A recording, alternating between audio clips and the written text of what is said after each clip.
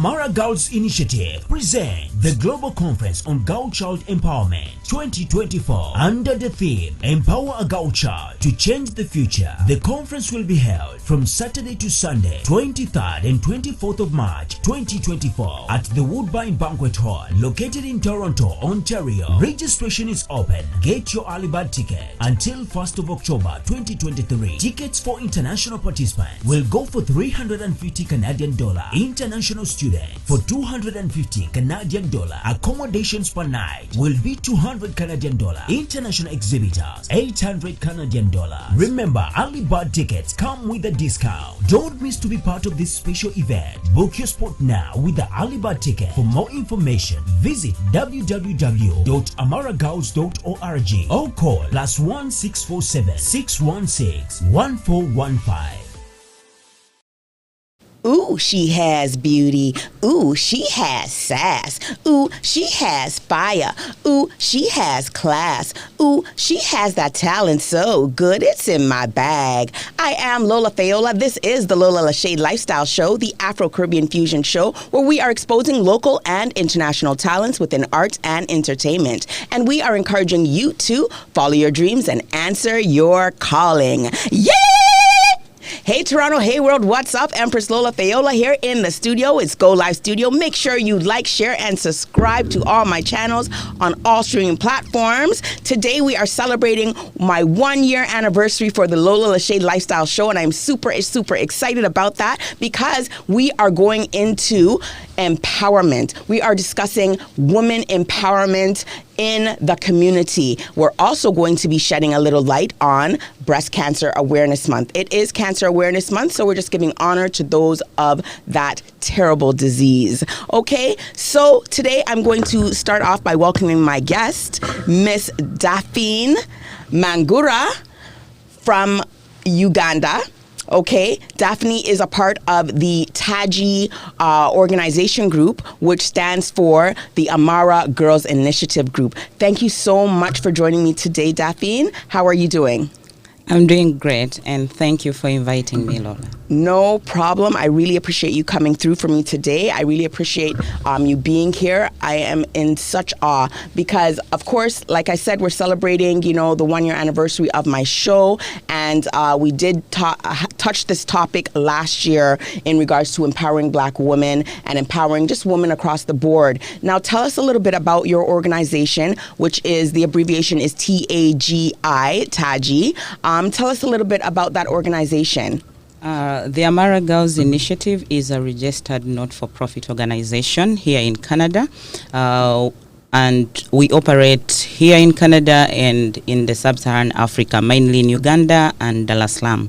What we do here in Canada is we engage with refugees through passing on information that is required. We look out to those who are in vulnerable places. We engage with activities that keep women and girls moving. And back in the sub-Saharan Africa, what we do is we focus on education for girls and also female genital mutilation, which is so rampant in Dar es Salaam. Oh, wow. Did you say genital mutilation? Yeah. Oh, wow. Now, can you touch a little bit on that and how you empower these women that are, abusing themselves? They are not abusing themselves. It is like a tradition that is still going on in parts of Dar es Salaam. Oh. So there's always that encouragement to help them cut off that and try to look at the world as it's moving. Wow. Yeah. That is such a big deal. So how long has this organization been up and running for? We have been running, I would say, since 2010.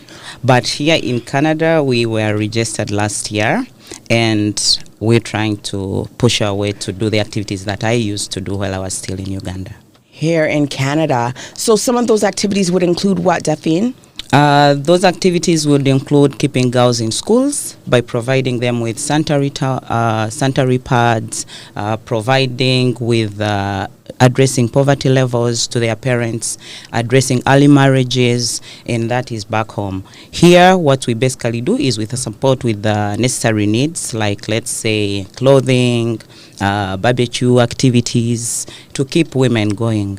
Oh, wow. That is amazing. And I'm sure it's well needed back home in Uganda and Tanzania. Now, your organization, like you said, is just kind of starting up here in Toronto. And I know that you have a conference coming up which empowers young girls to, show leadership within their goals and their ambitions. That's coming up next year, March. So that's March of 2024. It's a 2-day conference. Tell us a little bit about the highlights that will be featured in that conference next year, March, here in Canada, right? Yeah. But it is a global event. Yes.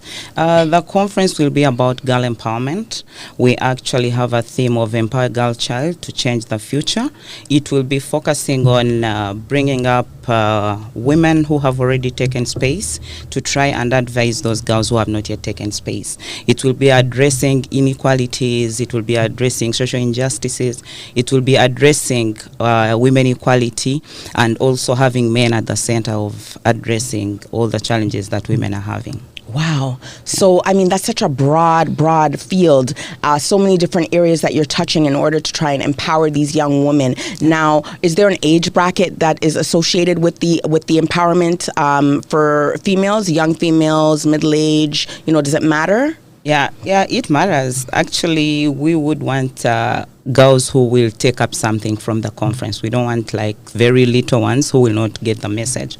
So we'll start like say from 7 years to like around 8 years, whichever person can move. And since it is a global event, it requires people to kind of apply. There are those guys who are going to be coming in from countries that are visa required to have visas. So the reason that we are running it right now is because we want those people to be able to apply and come and attend. What will be happening is people will come in to discover, network, relate, because there's a lot to really learn from each other, given that it is a global event, that someone from Kenya will be able to meet someone from India, will be able to meet someone from the United States, and all that comes around to see how we can move on together in this world. Okay, that's very nice. I mean, that must take up a lot of your time helping and empowering the women here in Toronto and, as well in certain places in Africa. So what is your other team members? What are your other team members' duties when it comes to this organization of empowering young females? The other members are basically doing like running with the plans that we've put out, the strategies. Some are doing writing of invitations. Some are reaching out on which areas are very key to handle. Yes. Some are reaching out on the day-to-day activities of an operation. So tell me then, is this organization, I know you specifically focus on refugees.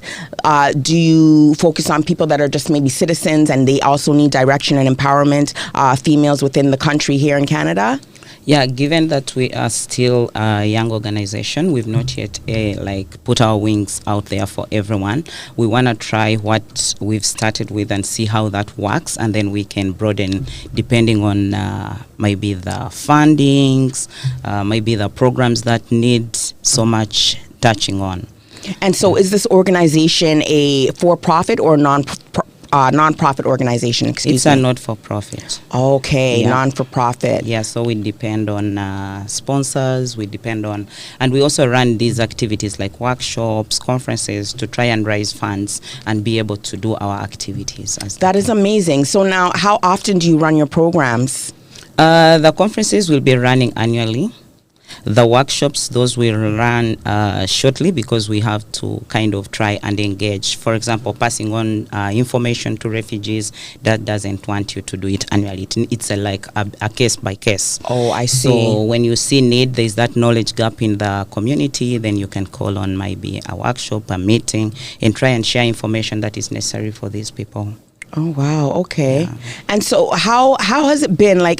What are some of the challenges that you face with some of these young ladies as you're trying to encourage and empower them? Everyone's situation is a little different. So what are some of the challenges that you face? I'll start with the challenges of people who are back home in the sub-Saharan Africa, because I would say that we face the same problems. Like a girl in Uganda will be facing the same problem like a girl in Ghana or a girl in Nigeria. And what they are facing is early marriages. We have children who are still fighting with the effects of COVID. Many dropped off school. For example, some countries had a lockdown of 2 years. So there Wow. was no school, given that technology is not yet down there. Right. Given that they don't have all these facilities that we have. And through that call, we call upon people to try and see that we empower everybody, because a trained girl is a trained nation. The next generation, the leader, right? It's so important for us to teach the younger generations, especially the young female. I mean, women and men alike, right? Yep. But with the females, it's definitely important to encourage them, to be more than what, more than meets the eye, let's just say, that they are so much more than just a body and flesh, that they can be what they want to be, and they can be leaders, they can be the next president, they can, be the next prime minister.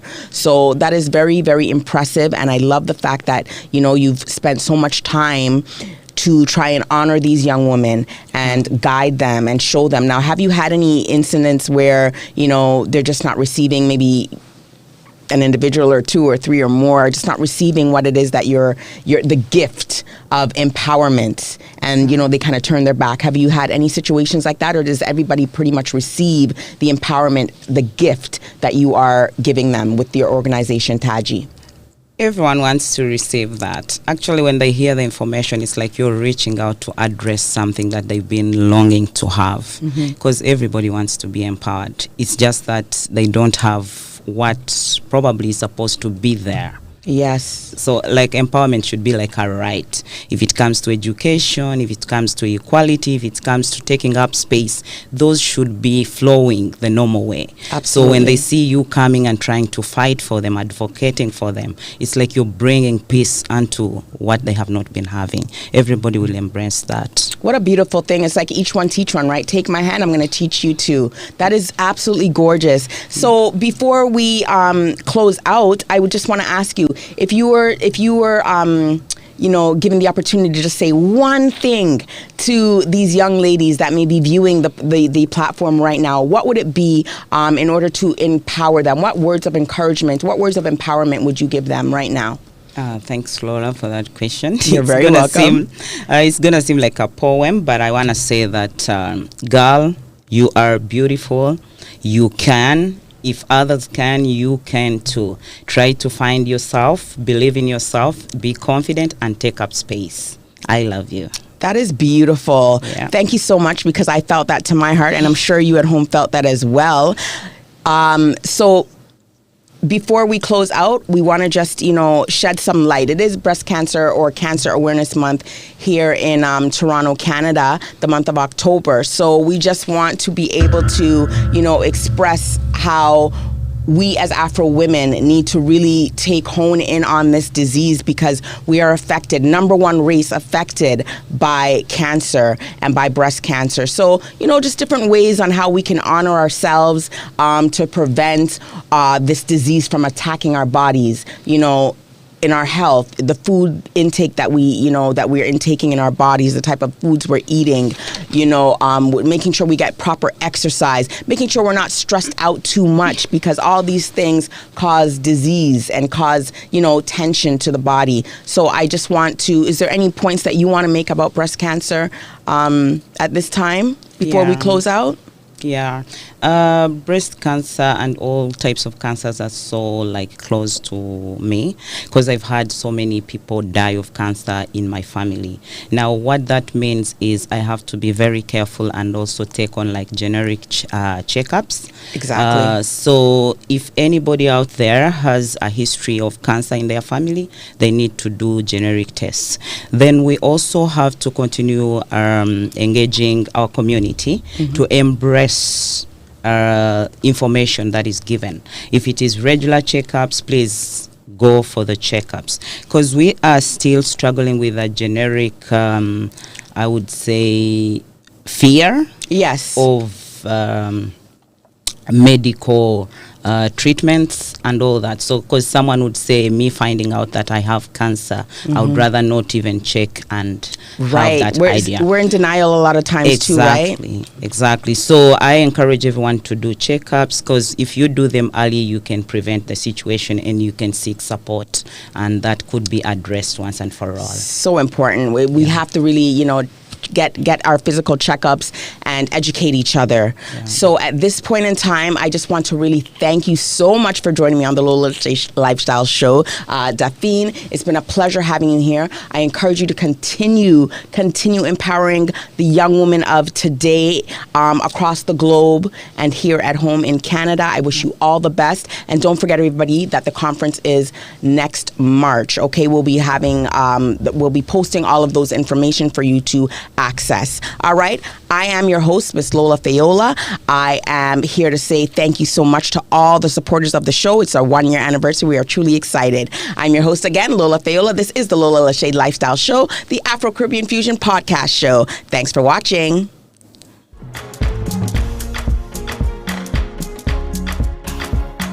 The Amara Girls Initiative presents the Global Conference on Girl Child Empowerment 2024 under the theme Empower a Girl Child to Change the Future. The conference will be held from Saturday to Sunday, 23rd and 24th of March 2024 at the Woodbine Banquet Hall located in Toronto, Ontario. Registration is open. Get your early bird ticket until 1st of October 2023. Tickets for international participants will go for $350 Canadian dollar. International student for $250 Canadian dollar. Accommodations per night will be $200 Canadian dollar. International exhibitors $800 Canadian dollar. Remember, early bird tickets come with a discount. Don't miss to be part of this special event. Book your spot now with the early bird ticket. For more information, visit www.amaragirls.org or call +1 647 616 1415.